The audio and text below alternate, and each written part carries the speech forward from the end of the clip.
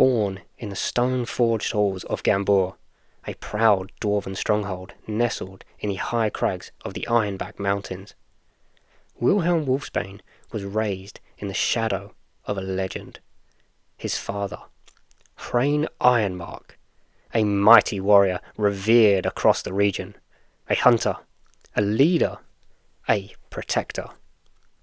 Hrein was everything the dwarves of Gambor aspired to be, and no one idolized him more than his own son. From an early age, Wilhelm followed at his father's heels, absorbing every word, every lesson, every tale shared over fire and mead. He trained with an unrelenting zeal, swinging a hammer long before he could properly lift it. He dreamed of battle and glory, of one day marching beside Hrein on great hunts or raids into the untamed wilds beyond the mountains. But each time Wilhelm asked to join him, Hrein would place a calloused hand on his shoulder and shake his head with a tired smile. "Not yet, lad. You've strength, but no scars. You've fire, but no frost." It stung, but Wilhelm understood. Someday, he told himself. Someday. That day never came.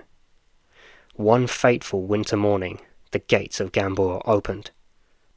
Not to a triumphant hunting party, but to a solemn procession of broken warriors.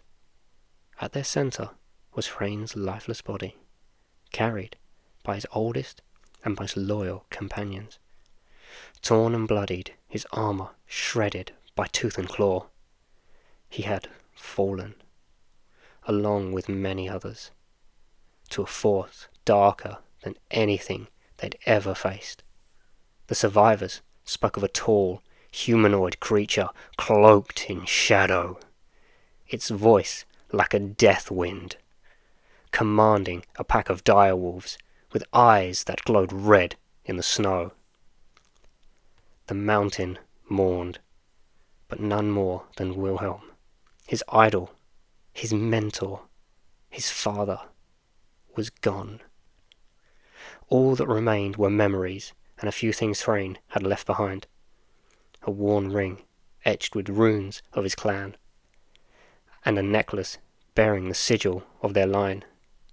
Wilhelm took them both, swore a blood oath by the old gods, and began a new chapter of his life.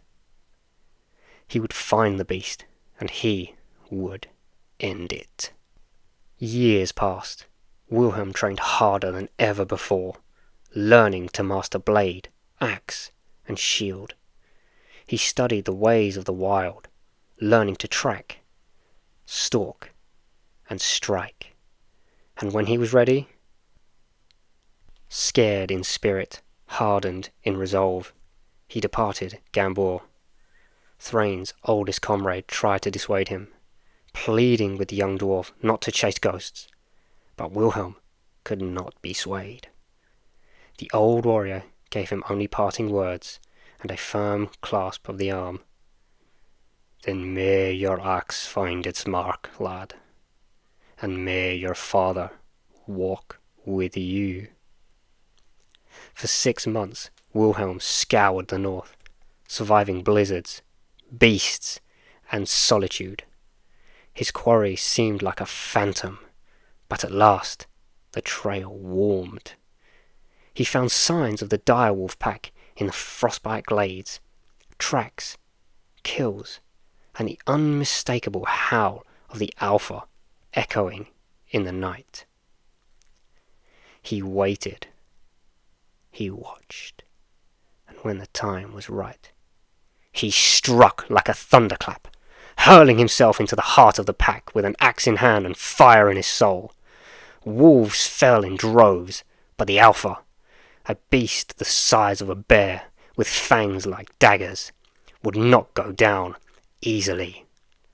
The battle raged under moonlight, fang against steel. Wilhelm took wound after wound, one savage bite slashing down on his left eye, leaving a wound that would become both his scar and his badge of honor. At last, with a final roar, he drove his axe into the beast's heart. Bloodied, broken, but victorious, Wilhelm carved the pelt of the Alpha from its corpse and fashioned it into a cloak, draping it over his shoulders, not as a trophy, but as a mantle. From that day on, he bore a new name, wolfsbane, not given, but earned.